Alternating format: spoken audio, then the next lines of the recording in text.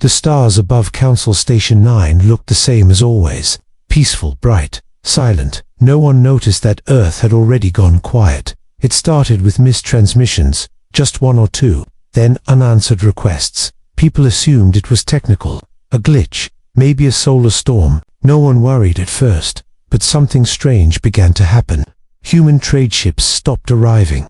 The space routes between Earth and the central planets went cold. Station markets that once sold human tools, medicine, and machines now stood half empty. Some merchants complained. Others waited, believing Earth would respond soon. The Council of Worlds held their regular meetings. Representatives from the Varnak, Telari, Drail, and many others gathered to discuss politics, laws, and small conflicts. When the human seat remained empty for 3 weeks, they joked.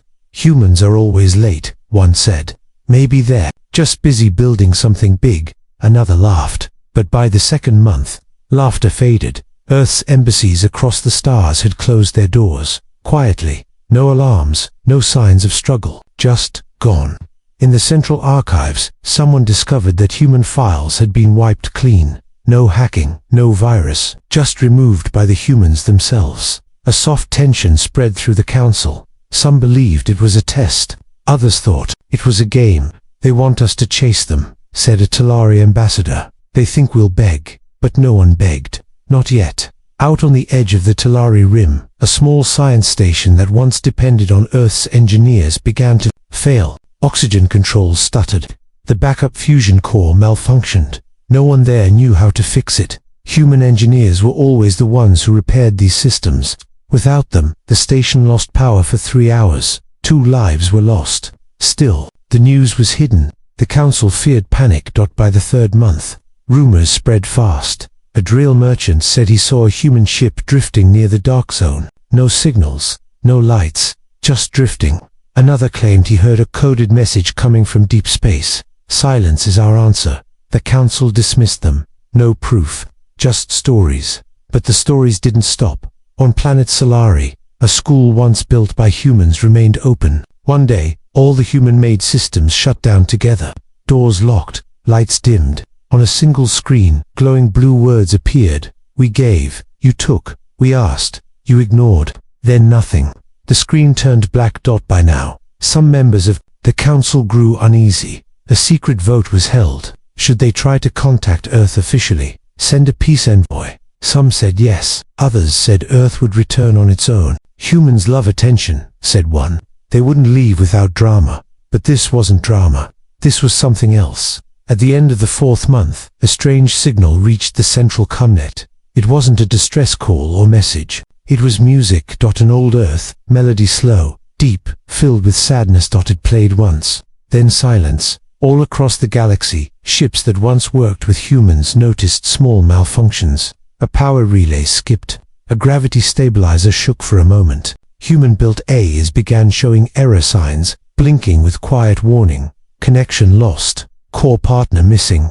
Then, Earth's planetary beaconer, symbol of connection, unity, and trade, went dark. No fanfare, no war, no explosion. Just darkness. The council held an emergency meeting. Faces were tight, eyes wide. They could no longer ignore it. Earth had left, quietly, without a single word. A young council aide, barely 20 cycles old, said it first. "We didn't lose them," she whispered. "They left us." No one responded. Outside, the stars still looked peaceful, bright, silent, but something had changed. A quiet hum that once pulsed through the galactic network was missing. It was the sound of Earth, the voice of humanity. Gone.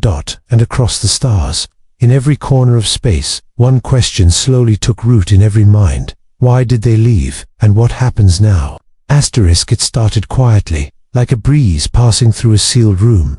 Systems failed, but only a little. Lights flickered, doors delayed opening by a second or two. Translations took slightly longer.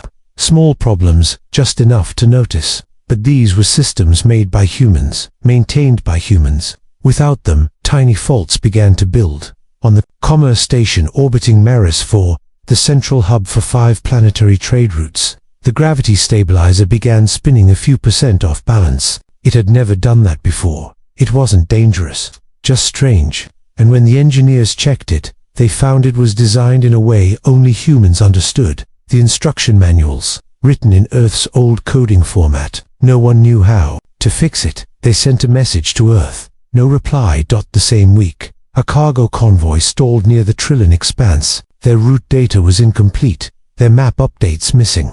Earth's navigation satellites had gone offline without notice. Other species used those systems too, because humans had once offered them freely, saying, "Let's build together." But now, those shared systems were just blinking lights in the dark, and still, no one wanted to admit what was happening. The Council blamed solar activity, glitches, temporary outages. They released updates, calming the public. But behind closed doors, concerns spread. Trade numbers were falling.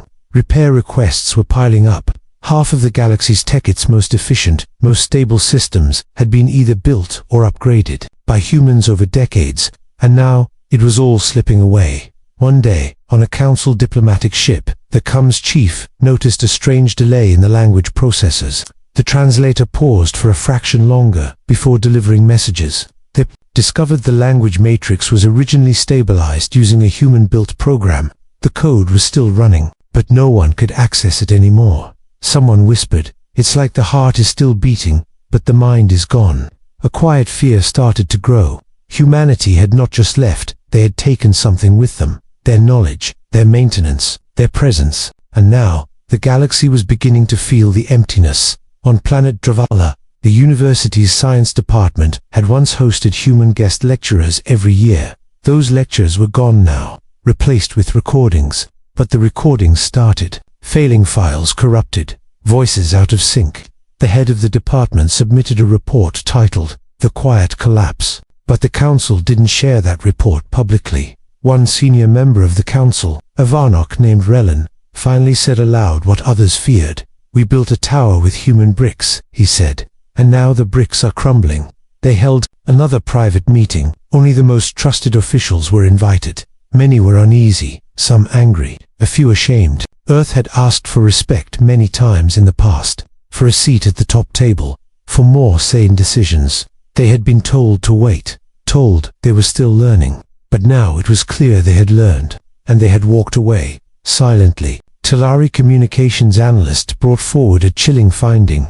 Deep scans showed that Earth's planetary firewall wasn't just active, it had evolved. Their systems now repelled every scan, every probe, every data request. Not with aggression, with silence, total absence. As if the entire human network had folded inward, hidden behind something no one could reach. Still, the Council voted not to escalate. Perhaps they need space, one said. They'll come back, said another. But each day without Earth made the galaxy feel colder, more unstable. Civilian unrest began on smaller colonies. Ships were delayed, medical deliveries late. Systems once powered by human microreactors needed calibration, but no one knew the sequence. People started asking, where are the humans? In one remote region, a Council messenger received an anonymous data packet. It was short, just 3 lines. No origin traceable, no signature. The message read, "You had time, you had warnings. Now you have silence." The Council didn't share that message either. They were beginning to understand that Earth hadn't left in anger. It had left in disappointment. And disappointment is harder to fix, because it doesn't shout, it doesn't fight. It just leaves on, doesn't look back. Now, across the stars, in the deepest corners of space, people started watching the skies with a new question. Did humanity leave forever? Or were they still out there, just watching? Asterisk. The first sign came from a moon on the edge of the Aurelian system. A small agricultural colony, mostly self-sufficient, with only a few defense units. For years, pirates had stayed away. Not because the colony was strong, but because it had been under Earth's extended protection. Everyone knew messing with any place connected to humans brought consequences. But now, Earth was gone. The attack didn't make galactic news. The Council didn't report it. They called it a local disruption. But the truth was clear. Had tested the waters and found them calm. No human ships responded. No retaliation. The colony was stripped of resources and abandoned. Across the stars, others noticed. Old enemies that once stayed hidden began to move again. Small raider fleets, pushed into border systems, Warlords who had been quiet for decades now sent scouts into vulnerable zones. The galaxy had become open, unwatched, and the ones who had feared Earth's silent presence were realizing something had changed. The Council tried to respond. Patrols were increased. Speeches were made. Promises were repeated. But behind the polished words, cracks had started to form. Some member species questioned the Council's power. Others quietly blamed them. "You pushed humanity too far," they said. "Now we're alone." Ships once built with Earth's design began showing system errors. Not dangerous, just slow. Sensors took longer to scan. Engines needed longer recharge times. Even the best repair crews couldn't bring them back to full strength. The Council reached out to retired human technicians, those few who had remained in Council space, but most were already gone, or silent. And then, one fleet vanished. The 7th Allied Patrol, a group of 10 advanced cruisers, disappeared in the outer ring. Their last message wasn't a distress call. It was confusion, static, coordinates that made no sense. When a scout was sent, they found nothing but debris, and one human-made data crystal floating among the remains. The Council's analysts decrypted the file inside. It was a single audio recording, no voice, just a quiet heartbeat-like rhythm. At the end of the recording, a soft line echoed in the background. "You said we were just one part of your world. Now see what your world becomes without us." The message was never released to the public. In secret meetings, Council members began to argue, not about what had happened, but what they were afraid would happen next. "If Earth has gone dark, where did they go?" asked one elder. "Are they building something? Are they watching us from the shadows? Or have they already moved beyond us?" In quiet corners, some species began reaching out not to Earth, but to each other. Old alliances began shifting. Small groups started forming new pacts, afraid the Council couldn't hold peace anymore. What they feared was not war but collapse. Even ordinary people could feel it. On planets that once traded daily with Earth, shelves stood empty. On learning worlds, children asked teachers why human history was no longer in the archives. A drill student tried to access old Earth science records and found a firewall with a strange phrase. "To those who listened, remember us. To those who didn't, rebuild on your own." The most silent shift came from the Talari frontier. There, on a planet once colonized with human support, an entire city had functioned using a hybrid energy grider system designed by Earth but maintained locally. Without warning, it shut down. Not from damage, but from absence. It was as if the city had forgotten how to run without its creators. A Council delegate finally said what no one else dared: "We relied too much on them, but we never respected them." No one responded. They all knew the truth. Humanity had never tried to rule the galaxy. They never demanded control. They offered help. They built things. They solved problems, quietly, efficiently. And while the galaxy took their help, it rarely gave thanks. Now, with Earth gone, the silence had become heavy. It was not the silence of peace. It was the silence after something important leaves. A silence that makes others wonder if they had made a terrible mistake. And in that silence, shadows began to rise. Not from Earth, but from the parts of the galaxy that had always waited for weakness. Because now, the balance was broken, and humanity wasn't there to hold it steady anymore. Asterisk on the outer edge of the Ryan Belt, where old Earth supply stations used to refuel passing ships, a discovery was made quiet, strange, and nearly forgotten. A small cargo vessel named Souldrift had docked at an abandoned human station. The crew didn't expect much. The place had been empty for months, but when they powered up the landing controls, something unexpected happened. A message appeared on the control screen. Simple, unlocked, waiting, it read. "If you're reading this, you've lost more than just our ships. You've lost our patience. You've lost our trust." The crew stood in silence. The message wasn't encrypted, not hidden, not protected. It had been left on purpose. Word of the message spread quietly passed between captains, traders, and officials. Someone brought it to the Council. Analysts studied the source. They confirmed it. This was real. It had come from Earth's own relay systems. A deliberate transmission left in forgotten stations. And it wasn't the only one. Over the next several weeks, other messages were found, hidden in maintenance files, stored in old ship diagnostics, and left inside seemingly broken devices. Each one told a piece of a story the galaxy had ignored. One message said, "We built your bridges, powered your ships, protected your colonies, but when we asked to be heard, you turned away." Another, "We fixed your stars, and you laughed at our concerns. Now we are gone, not missing, not destroyed, gone by choice." These weren't threats, they weren't angry either. They were records, statements, warnings, in soft words. The council was shaken. This wasn't what they expected. For years, they thought if humans ever left, it would be dramatic, loud, maybe chaotic. But what they had left behind were truths calm and undeniable. Scientists found deeper archives, files hidden behind old human software.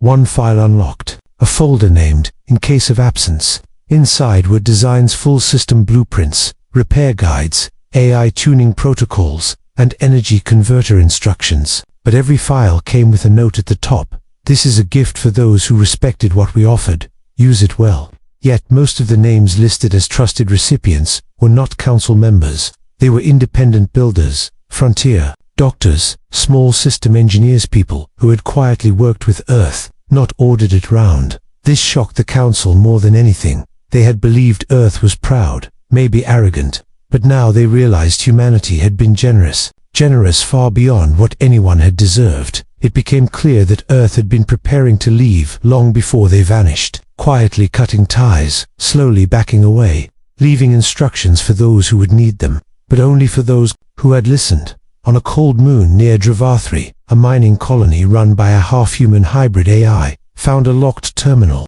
The miners accessed it using a passphrase once shared by a human technician. Inside was a short message in a female voice. "You thought we wanted control. We only wanted partnership. You thought we were reaching too far. We were just building a home with you. But a home is only built where you're welcome." The miners didn't know what to say, and neither did the council. Public trust in the council began to weaken. People started asking questions. Why weren't these messages shared sooner? Why had Earth asked to be heard and been ignored? Why was no one held responsible? On the planets that had always worked closely with humans, there was a quiet sense of loss. Not just the loss of knowledge or protection, but something deeper. The loss of connection, the kind that can't be rebuilt with wires or codes. A Teleri elder, once a loud critic of human systems, stood before a gathering of leaders and said, "Maybe the problem wasn't Earth. Maybe the problem was us. We asked them to help but never asked what they needed in return. Now we are learning. Too late." And perhaps the most haunting part, the more people searched, the more they realized how much humanity had truly given. Their medical tech had slowed galactic disease rates. Their energy grids had powered entire colonies for years without failure. Their AI had saved lives quietly, without fame. And now, their absence echoed louder than any war ever could. They hadn't taken their weapons. They had taken their will. And the galaxy, for the first time, understood something hard to accept. It wasn't Earth that needed the galaxy. It was the galaxy that had always needed Earth. Asterisk in a forgotten part of the Orion Drift, where ancient comm relays once carried human signals across vast distances, an old listening station flickered to life. No one had touched it in months. Its systems were outdated, barely operational. But one evening, at precisely 3 o'clock Galactic Standard Time, it received a signal. It wasn't a distress call. It wasn't a message. It was something much stranger. A slow, rhythmic pulse, faint, like a heartbeat, then a pause, and then a whisper. A voice, old and tired, said just 5 words, "We see you from afar." The transmission ended. No signature, no coordinates, just silence again. Within hours, the council received a copy. Security teams analyzed it, trying to trace its origin. The results shocked them. It had come from deep space, well beyond the edge of known travel lanes, from a region no one had mapped, a place no one believed Earth had reached. But there it was, a clear, undeniable signal, human-coded, purposefully sent. Suddenly, rumors spread like fire. Some said Earth had built a hidden empire beyond the stars. Others believed they had evolved, become something more. No one knew the truth, but one thing was certain: humanity wasn't gone. They were watching. The council gathered for an emergency session. Faces were tight, voices low. One representative from the Driel Alliance stood and asked, "What if they're not coming back? Because they've moved beyond us?" The question hung heavy in the room. That same week, a scout ship from the Varnak Union, while patrolling near the dark side of the Scion expanse, encountered something unexpected. A single human vessel, old model, unarmed, floating calmly in space. No signal, no movement. As the Varnock ship approached, their sensors detected something strange. The vessel's systems were active, but not broadcasting. When they scanned deeper, they discovered encrypted layers complex and far beyond current decoding abilities. It was as if the ship had been left there on purpose. Before they could attempt to board it, the human vessel vanished. Not jumped, not cloaked, just gone. The event left the crew stunned. When they returned to report it, some didn't believe them. Others feared it was the beginning of something bigger. Back on Council worlds, small changes were starting to show. Human-built infrastructure, still running in many core systems, began displaying strange alerts. Not system errors, messages, quiet reminders. One transport hub showed a screen with these words: "We were silent, so you could listen. Now listen carefully." Then it disappeared. People began gathering the pieces. Hidden messages, silent signals, ships that appeared and vanished, all suggesting the same thing. Earth hadn't abandoned the galaxy. They had chosen distance. And from that distance, they were watching, waiting, observing how the galaxy handled life without them. On trade moons and science stations, workers began searching through old human tech, and buried inside backup servers, more messages were found, soft warnings, reflections, a kind of farewell, but not a final one. One message read: "If respect grows in silence, we will hear it. If it doesn't, silence will remain." Another said, "We taught, we helped, we stayed, but we were never welcomed as equals. So now we watch from where your hands cannot reach." The Council, now facing growing unrest, debated publicly for the first time whether they had mishandled their relationship with Earth. The votes were divided. Some said Earth had left by choice, so it was their burden. Others, however, began to admit the deeper truth. A report titled "The Cost of Silence" was released quietly to trusted leaders. It detailed how many of the galaxy's most important systems still relied on human frameworks, ones no one else could fully maintain. It also warned that those systems were slowly degrading, not from sabotage, but neglect. Earth had left behind enough to keep things running for a while, but not forever. In the shadows of that report was one final line: "We weren't abandoned, we were warned." And now, citizens across the stars started asking their own questions, questions their leaders didn't want to answer. Why hadn't the Council listened when Earth asked to be included more fully? Why had so many human voices been ignored? And most importantly, what would happen if Earth never returned? One scientist on a distant research world summed it up best in her broadcast to the local network: "We thought Earth was quiet because they were weak, but what if their silence was a choice, and we're the ones left behind?" Across the galaxy, people watched the stars more carefully than before. Ships moved slower. Leaders spoke softer, because now they understood something deeper than politics or power. The galaxy had been given a chance, and it may have already lost it. Humanity hadn't vanished. They had simply stepped back and left the rest of the stars to decide what kind of future they truly deserved. Asterisk, a soft hum echoed through the ancient communication rings above Velen Prime. It was supposed to be just background noise, old frequencies bouncing between inactive satellites, but then something changed. The signal sharpened, a clear tone emerged, and then a voice, not loud, not angry, calm, steady, human. "This is not silence. This is the space you created." The transmission lasted only 5 seconds, but it was enough. Enough to send tremors through the highest levels of the Galactic Council. It had been almost a year since Earth went quiet, since they left without war, without warnings, without a single demand. The galaxy had kept moving, but slower, heavier, as if something essential was missing. And now, with that message, it was confirmed. Earth was not lost. They were simply gone, by choice. Still watching, still listening. The message wasn't addressed to any one group. It wasn't targeted or personal. It was just a reminder that made the stars feel colder than before. In the following weeks, more messages surfaced, not in the usual ways. They were hidden in ancient systems, buried inside the software of old mining bots, tucked into forgotten education modules, each one written in the same human tone, gentle, clear, but impossible to ignore. One said, "You thought we left because we were weak, but we left because you never let us grow.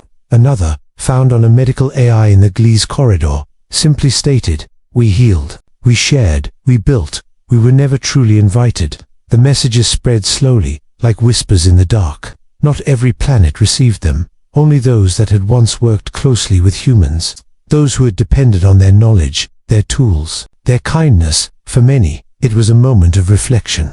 Ordinary citizens, scientists, traders, they began to remember the small things. How humans had offered technology with no strings. How they had stayed to help during plagues and droughts, even when others walked away. How they had asked, not for control, but only for respect, and now they were gone. But the impact of their absence had only grown. Entire regions were quietly breaking down. Energy networks flickered. Planetary climate systems started drifting out of balance. Medical devices slowed or stopped responding.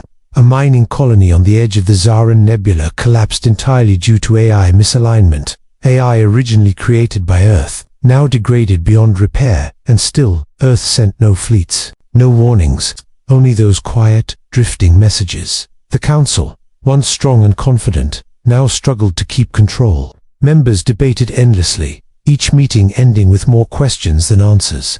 One senior official finally spoke what others feared. They left without fire or force, but their silence is louder than anything we've ever known. Outside the council walls, people began forming small groups, movements, new communities focused on rediscovering Earth's values. They studied old human files, reactivated their forgotten tech, and translated lost writings. They weren't trying to summon Earth back, they were trying to understand why they had left in the first place. On a moon once shared between human and Telari settlers, an old broadcast station powered up again. On it was one final file, labeled simply, The Choice. When opened, it played a soft, earth-made melody. No voice, no words, just music. At the end, a line appeared on screen. We did not leave to punish, we left to heal. That line changed everything. Across the galaxy, minds shifted. Maybe Earth hadn't disappeared to make a statement. Maybe they had just had enough. Enough of being ignored. Enough of being treated like a tool, not a partner. And now, they were healing, quietly, somewhere far away, while the rest of the galaxy struggled to hold together what had already started to break. In many ways, Earth hadn't caused the fall. They had just stopped holding it up. In a council hearing broadcast live, for the first time in years, a young delegate stood and said, "We thought we were strong without them, but all along, they were the thread that held the stars together, and we only noticed the thread when it was gone." No one disagreed, because everyone had begun to feel it. The silence wasn't empty, it was full of meaning. It was the loudest warning Earth could have given. And now, as the galaxy tried to rebuild without them, a question echoed in the minds of billions. Would Earth ever return? Or was this the final lesson? That sometimes, the strongest thing someone can do is walk away and leave the rest to understand why.